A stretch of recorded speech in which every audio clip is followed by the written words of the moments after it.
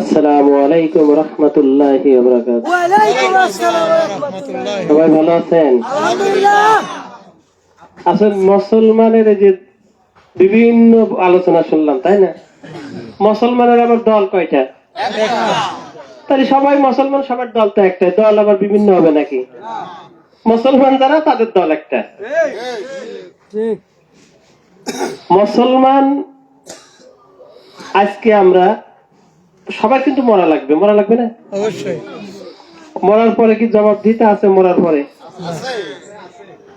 তাহলে যারা সবাই কিন্তু বোঝে নামাজ পড়া লাগবে। এই জায়গায় যত লোক আছে ফজরের নামাজ মনে হয় কে কে পড়েছে? অনেকেই পড়ি নাই কিন্তু। হ্যাঁ, পড়েছে অনেকেই পড়ি নাই কিন্তু। কিন্তু নামাজ ছিল কি ফরজ না?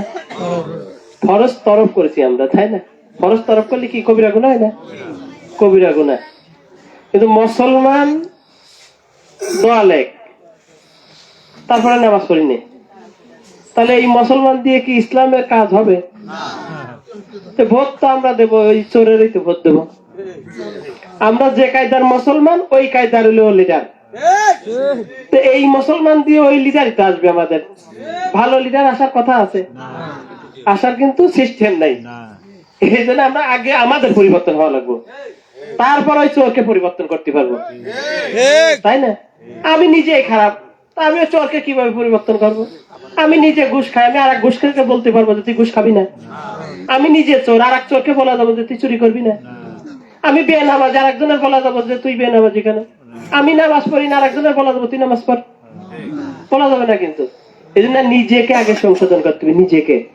কারণ মুসলমান একমাত্র ইবাদত করবো আল্লাহর, বন্দিয়া করবো আল্লাহর। জান ও মাল দিয়ে আল্লাহর রাস্তায় থাকার কথা, তাই না? কিন্তু আগের 54 বছর, আমি তোর বয়স তো 54 বছর না, শোনা গল্প। আর আমার বয়স জিন্দিগিতে আমি দেখছি এখন বর্তমান, আগের চেয়ে বর্তমান। আগে যে ইসলাম ছিল মনে হয় ইসলাম নতুন আছে আবার, তাই না?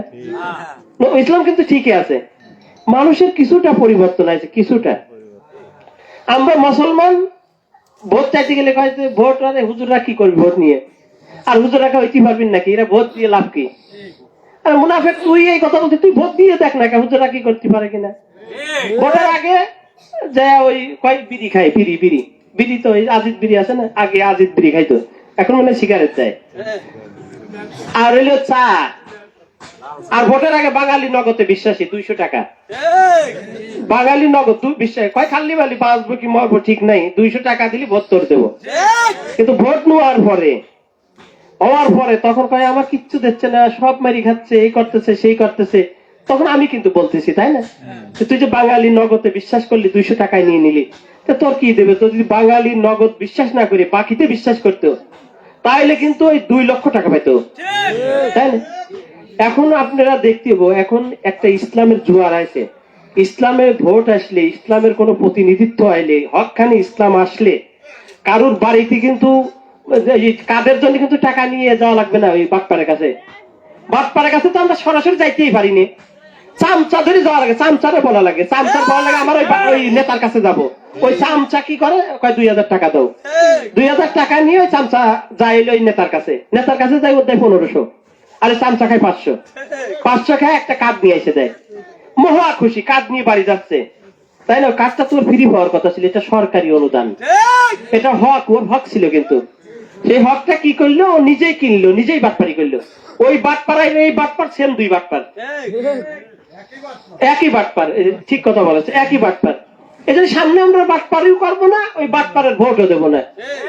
আপনি দেখেন, একটা ভালো লোককে নিয়ে আসেন, আপনি বাড়ি বসে কাঠ পাবেন।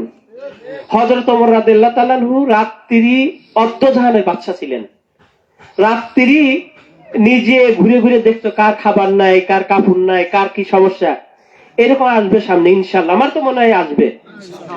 ইসলাম আসবে, আমার তো মনে হয় ইনশাআল্লাহ ইসলাম আসবে। কেন আসবে না? আল্লাহর দুনিয়া, আল্লাহর সবকিছু আল্লাহ, আসবে না কেন?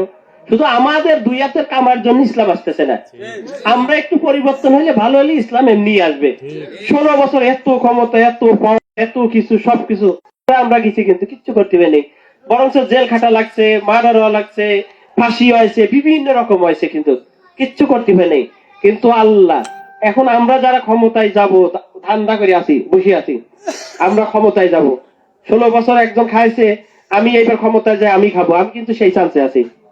কিন্তু এত সস্তা না তো, 16 বছর পরে অস্তিত্ব নাই, আর আমি এখন খাবো যাবো সামনে 2 বছর পরে আমার অস্তিত্ব থাকবে, এর গ্যারান্টি আছে? এই চিন্তা করে লাভ নেই ভাই।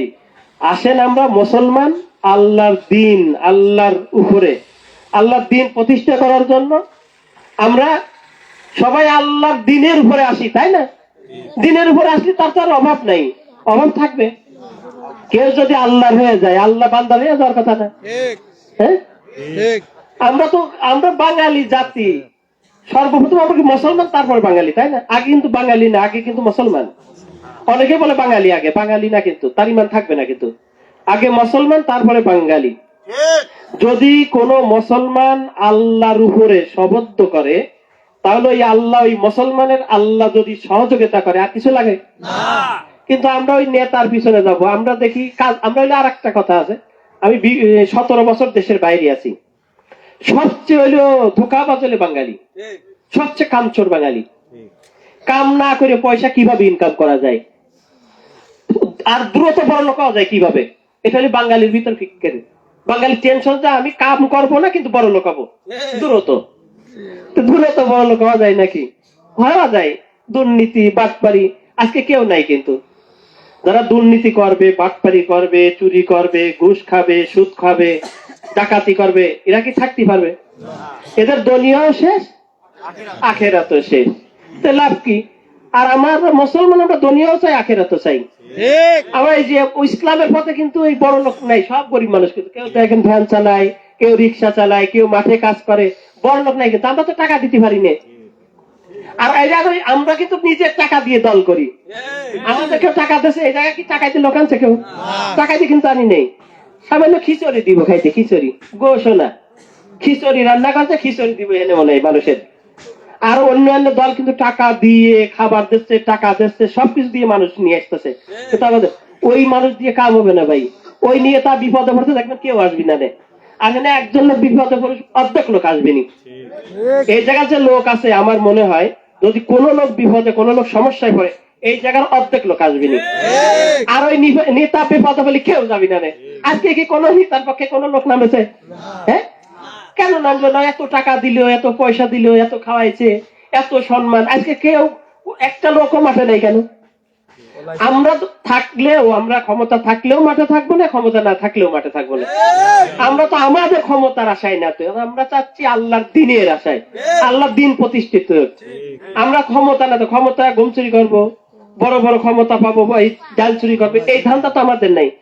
আমরা হকের পক্ষে একটা ভোট লাগবে, একটা হকের পক্ষে বাক্সতে একটা ভোট পাইলে যথেষ্ট, যাতে মরার ভয় আল্লাহর কাছে বলতে পারে, আল্লাহ যে তোমার জন্য আমি যে খেদমত করছি, একটা ভোট হকের পক্ষে ছিল।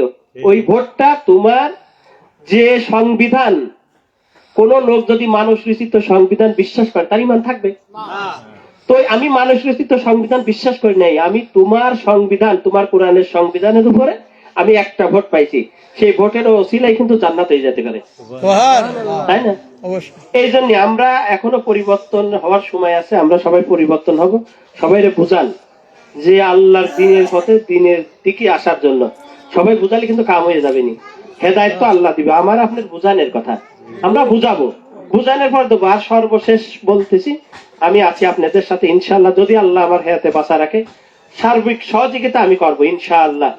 এই জন্যই আমরা সবাই মুসলমান, সবাই ভাই ভাই, আমি সবাই পা ধরি, আসেন আমরা নামাজ পড়ি। সর্বপ্রথম নামাজ পড়ি। দুইটা কাজ করলে মানুষের সফলতা আসবে। নামাজ পড়বেন, সুদ খাবেন তা হবে না। নামাজ পড়বেন, ঘুষ খাবেন তা হবে না। নামাজ পড়বেন, অন্য লোকের গীবত গাবেন তা হবে না। আর ধৈর্য, ধৈর্যটা কি? আপনি যে কোনো বিপদ আসলে ওই ধৈর্যটা আপনার, যে আল্লাহ আমাকে দেশে, আল্লাহ হেফাজত করব। কিন্তু আমরা প্রেশানে আছে, আমার একটু অসুখ হলে, আমার এই জায়গায় একটু ব্যথা হয়েছে, ব্যথা হলে আল্লাহ আমার তুমি এত বড় রোগ দিচ্ছ, আর মানুষ দেখো না তুমি, আমার এত বিপদ, তোমার কি আর অন্য মানুষ পড়ে না চোখে? এটা কিন্তু প্রেশানে ধৈর্য হয়ে যাচ্ছে, তাই না? এটা করা যাবে না। আপনি ধৈর্য ধরেন এবং নামাজ পড়েন, নামাজের আপনার প্রতিষ্ঠিত ডেভেলপ হবেন, এটা আমি লিখে দিতে পারি। কারণ আমি নিজের প্র্যাকটিক্যাল, আমার কথা আমি বলতেছি, আমি অন্য কারোর কথা বলতেছি না। কারণ আমি নামাজ পড়ছি, ধৈর্য ধরেছি, আজকে আল্লাহ আমাকে এখানে নিয়ে আসে, আলহামদুলিল্লাহ, আলহামদুলিল্লাহ। এই জন্য প্রত্যেকেরই বলতেছি, নামাজ পড়েন, ধৈর্য ধরেন, আল্লাহ সফলতা আনবেই আনবে ইনশাআল্লাহ। আসসালামু আলাইকুম ওয়া রাহমাতুল্লাহি ওয়া বারাকাতুহু।